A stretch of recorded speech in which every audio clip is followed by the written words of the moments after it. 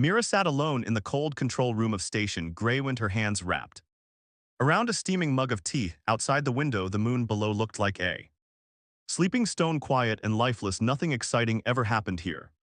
That's why she took the job. No chaos, no danger, just silence and stars. The station was old, forgotten by most of the galaxy. It was meant to track lost satellites and abandoned ships. Mira spent most days reading old books or fixing broken wires. She liked the peace that night, though something changed. The console beeped once, short and soft. Mira almost missed it, then it peaked again. Louder this time, a signal, faint, broken, but real. Her eyes widened. She leaned forward, fingers flying across the keys. Origin unknown, language mixed, encryption partial. That was strange. Most signals had clear origins, this one didn't. It flickered like a shadow on water, there and gone, as if the sender didn't want to be found. She hit the playback. The voice that came through was rough, low and distant, but it wasn't robotic, it wasn't alien either, not fully. It sounded like someone trying to sound human, but just missing the mark. Each word had a pause, as if the speaker was learning the language while speaking it. This message is for human one. Human, if hear this, I need you. I am not enemy. I am alone. Mira blinked. She played it again, then again. Each time the voice tugged at something in her chest. It wasn't fear, it was curiosity, and maybe something else. Something like sadness. She ran a check. The signal was moving. That meant it came from a ship, a small one not far from the moon's orbit. She opened a channel. Unknown ship, this is Station Grey Wine. Please identify. Repeat, please identify.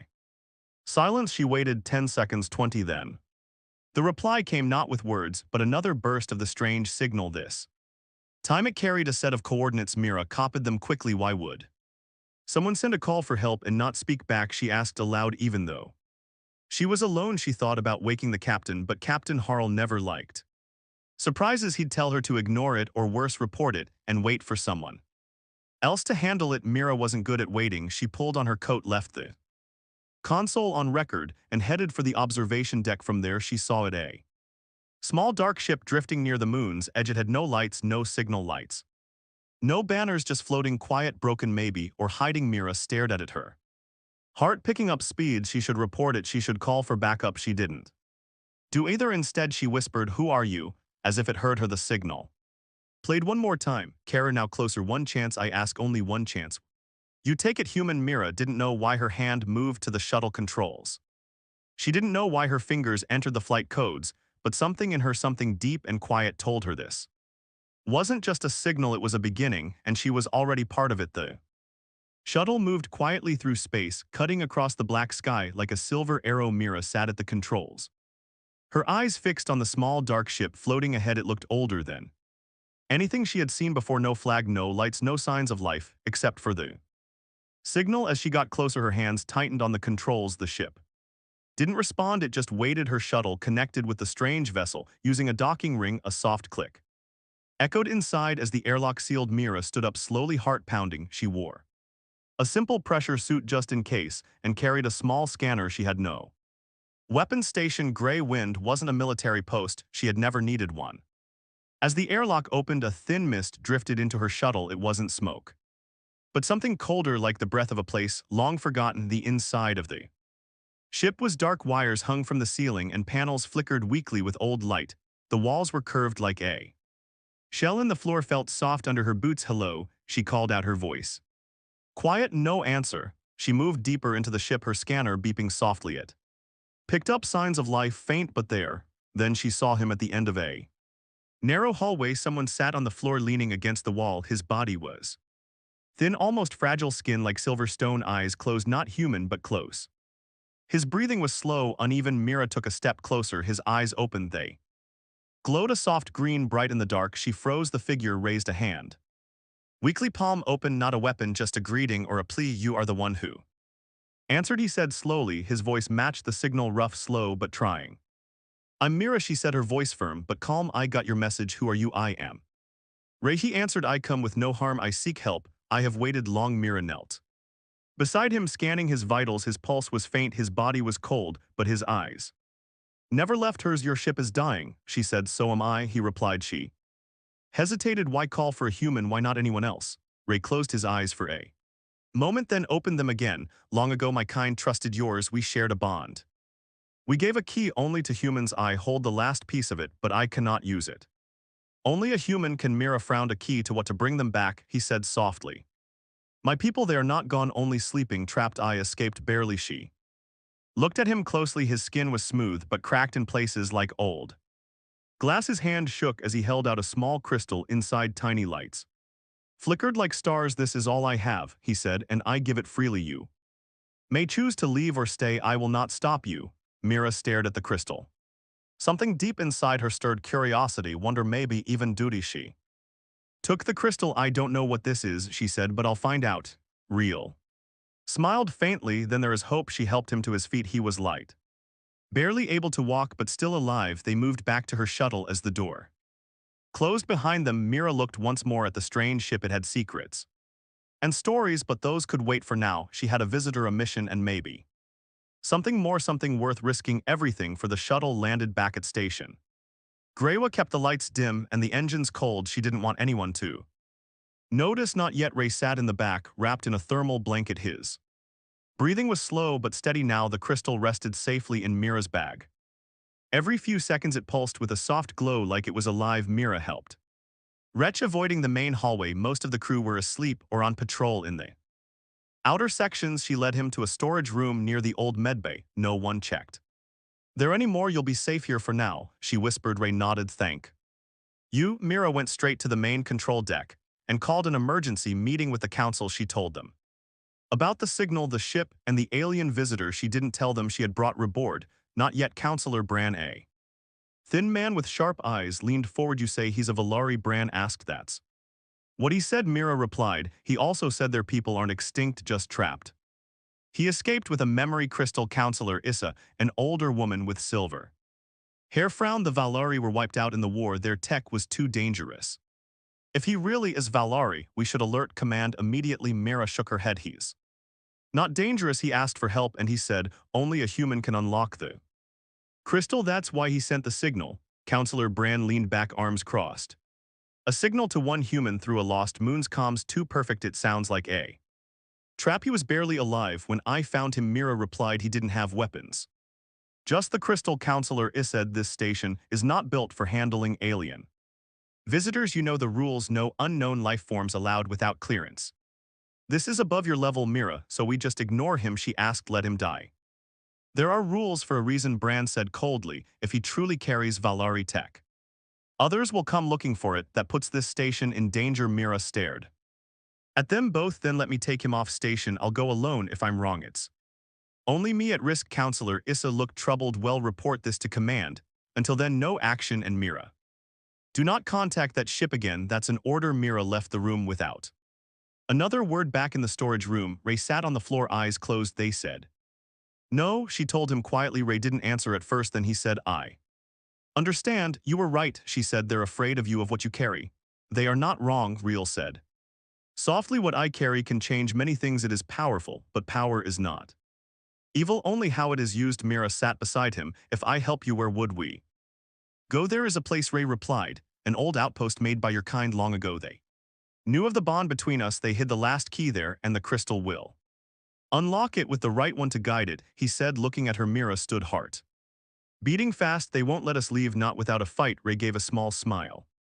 Then we do not fight, we slip through. Mira looked at the stars through the small window. She had a choice now: obey orders and stay safe, or trust a stranger and risk everything. It didn't take her long to decide. The night on Station Grey wind was quiet, but Mira's heart beat like a drum. She moved fast and careful through the dark halls. Most of the crew were still asleep. A few were in the command room, but they wouldn't notice her. Not yet. Reed close behind. He walked slowly, still weak, but his eyes were alert now. He wore a technician's cloak. Mira had given him the hood pulled low to hide his face. They reached the docking bay without being seen. Mira's small shuttle sat waiting, engine cold but ready. She had filled the tank earlier and loaded food, water, and tools. It was all she could carry without raising suspicion. We have to go now, she whispered. Ray nodded. The outpost is not far, a few hours from here, near the edge of the asteroid field. As they stepped aboard, Mira glanced back at the station one last time. She had lived here for 2 years. It was safe. It was home, but she didn't belong there anymore. The shuttle lifted off quietly and slipped into space like a whisper in the wind. The outpost appeared after 4 hours of flying through empty stars. It was small, built into the side of a long-dead asteroid, No lights, no signal, just a shape in the dark. Mira landed the shuttle beside a broken docking ring. This place hasn't seen life in decades, she said. Ray looked out the window. It was made by the first humans who met us. They hid many things here, including the gate. They entered the outpost carefully. The inside was dusty and cold. Broken screens lined the walls, old chairs, old tools, old wires, everything untouched for years.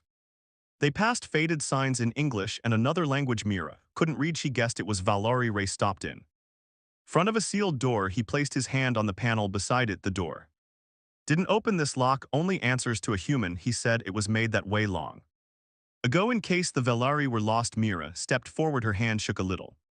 As she placed it on the scanner, the panel blinked, then the door slid open. With a soft hiss, inside the room was round with walls made of smooth black stone. In the center stood a tall frame like an arch covered in tiny lights. Under it was a metal platform. This is the gate, Ray said. It connects to the core where my people sleep, but it needs the crystal. Mira took the crystal from her bag and held it out. Ray stepped back. Only you can place it. She moved toward the gate and gently fit the crystal into a small slot at its base. For a moment, nothing happened. Then light filled the room. Lines of energy ran across the gate. Symbols lit up on the walls. The crystal pulsed like a heartbeat, but the room grew colder. Mira stepped back. The lights flickered. The gate shook. Ray looked worried. Something is wrong. It is reading your mind. It wants to know if it can trust you. Mira stood still. What do I do? Be true, Ray said. That is all it asks. The light slowed. The shaking stopped. Then a voice filled the room, soft, clear, and not quite human. Human, you came. Do you still carry the will to help? Mira took a deep breath. Yes, I do. The light grew warm again. The gate became still.